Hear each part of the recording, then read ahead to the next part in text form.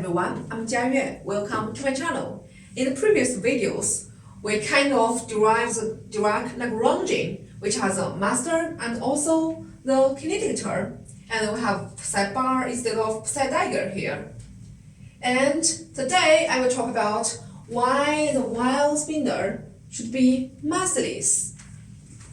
So we know for our Dirac spinor, our Dirac field, our mass term is something like, I can write it here, our mass term is something like m psi bar psi. And for Weyl spinor, the definition of Weyl spinor is something that has a definite handedness. So here we want to study if we write this term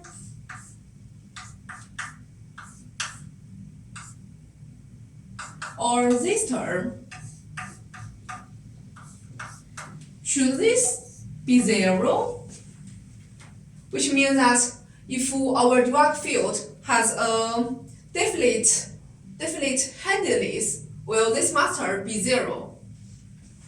So for this, maybe I shall prove this.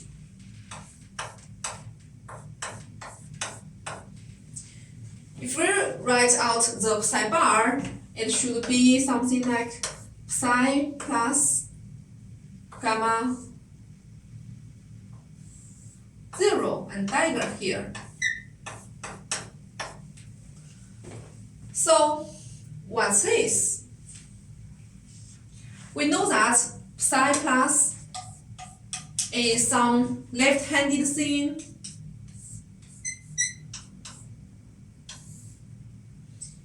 Left-handed, and psi minus is some right-handed thing. Here, by saying handed, I mean chiral.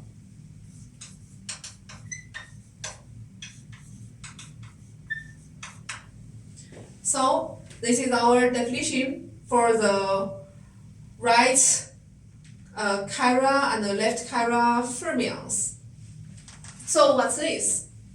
This should be something like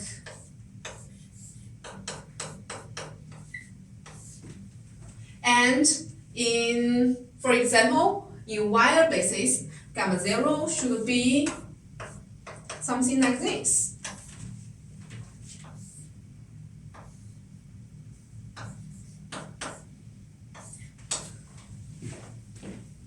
So this should be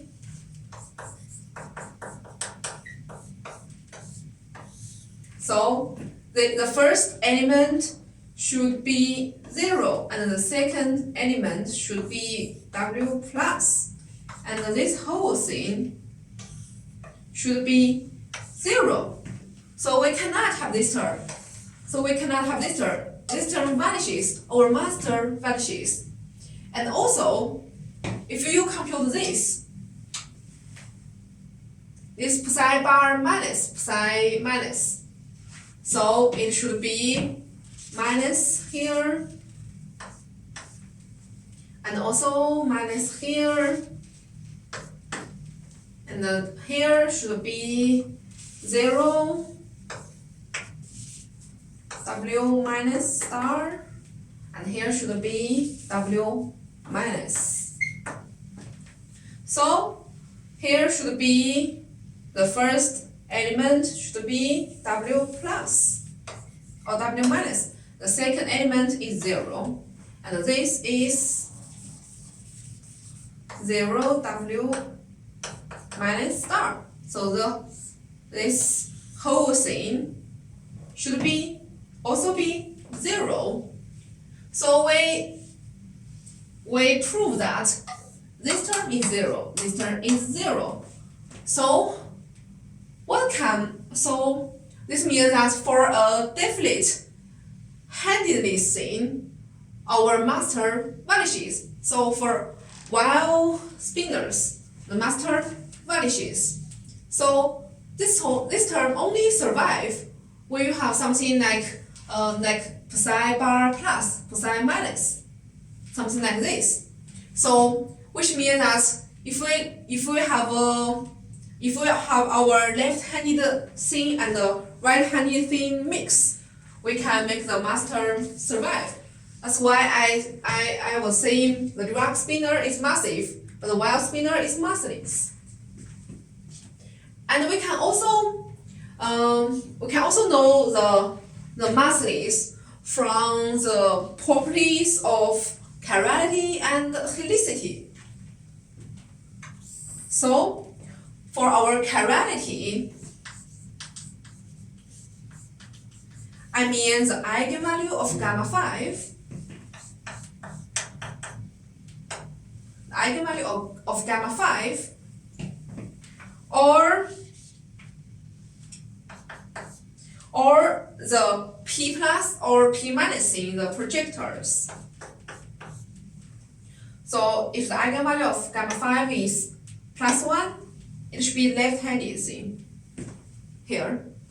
And if the eigenvalue of gamma 5 is minus 1, it should be a right-handed thing here.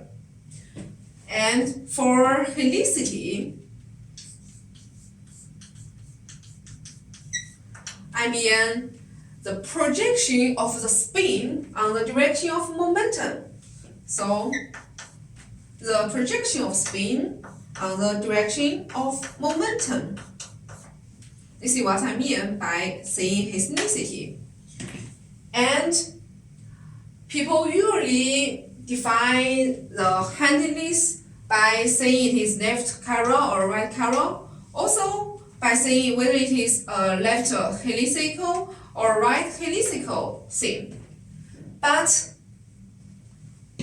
you can prove that, but I won't prove here. You can prove that later. If you can prove that for the chirality, it is a Lorentz invariant thing. Lorentz invariant. But it won't conserve over time.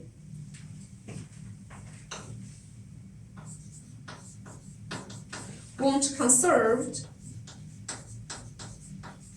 over time if it has mass.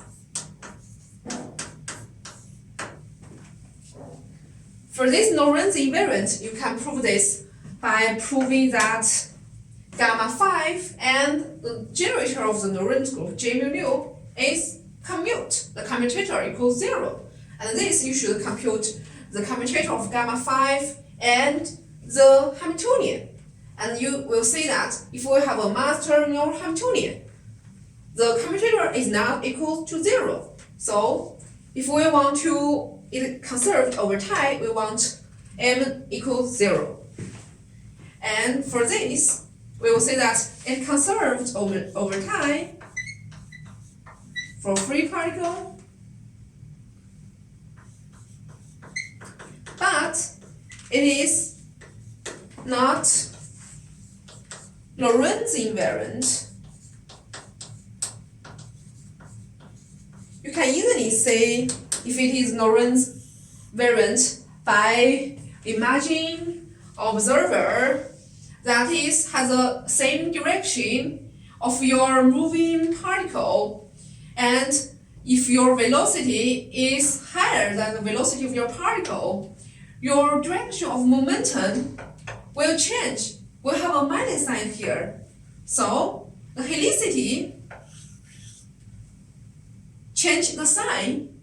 So the right helical becomes the left helical.